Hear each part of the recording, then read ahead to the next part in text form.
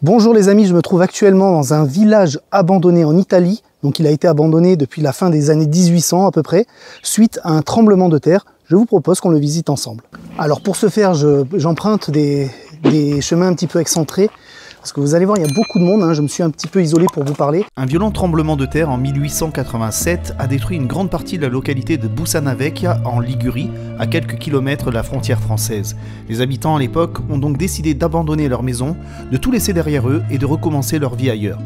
La secousse qui a frappé l'arrière-pays de San Remo a endommagé la forteresse, les habitations et l'église de Santa Maria delle Grazie, j'espère que je prononce bien, une bâtisse médiévale existante depuis la fin du XIVe siècle. Pendant de très nombreuses années, Bussana Vecchia est resté vide d'habitants, devenant un véritable village fantôme. L'histoire du village, dans les années 50, a inspiré quelques artistes qui, ensemble, ont décidé de s'installer dans les ruines de cette petite localité en créant une communauté consacrée exclusivement à l'art.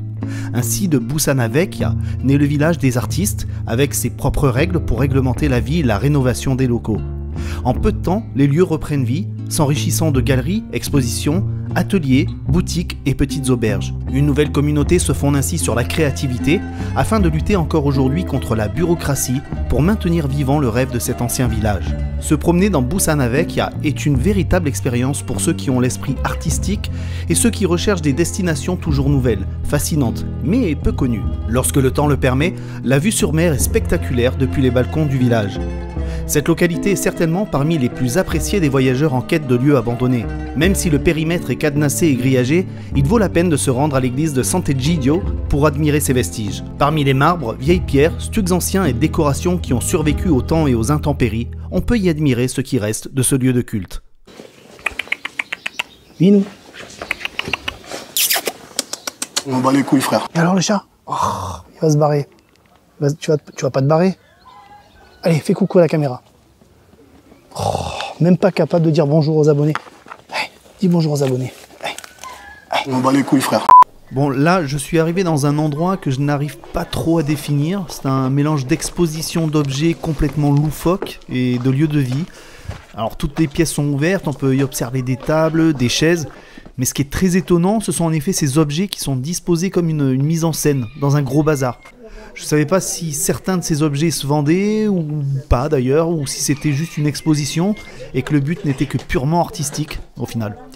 Alors cette pièce est juste incroyable, c'est vraiment particulier. Là j'étais vraiment plongé dans une ambiance pour le moins mystique, hein. Est-ce que vous avez déjà vu ce genre de truc, vous? Alors moi j'ai déjà à peu près vu un équivalent dans un village médiéval qui est pas très loin d'ici, qui s'appelle Dolcea, quoi. D'ailleurs faudra que j'y retourne, hein, je vous emmènerai. À un moment il y a un gars qui vit sur place, enfin j'imagine, hein, qui a ouvert une porte à une famille, et moi je me suis engouffré juste derrière. Je pense que c'était une faveur parce qu'il me semble qu'un des gamins tentait de rentrer, et le gars en question a ouvert avec un grand sourire et des hochements de tête. C'était des Français, hein, donc lui était italien, je suppose, hein, donc il comprenait peut-être pas la langue, c'est pour ça qu'il hochait juste la tête. Et en fait, je pense que là, on pénétrait dans des parties complètement privatives. Alors il y avait des lits, des affaires personnelles. Ces personnes qui habitent ce village sont incroyablement sympas, ils sont ouverts, ils sont prêts à vous ouvrir leurs portes, même si les lits ne sont pas faits, vous voyez. Cet endroit est définitivement space. Alors je sais pas trop ce que c'est, mais j'aime bien découvrir des trucs comme ça lorsque je me déplace. Toujours très sympa.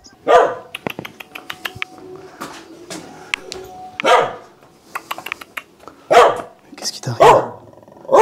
Qu'est-ce qui t'arrive?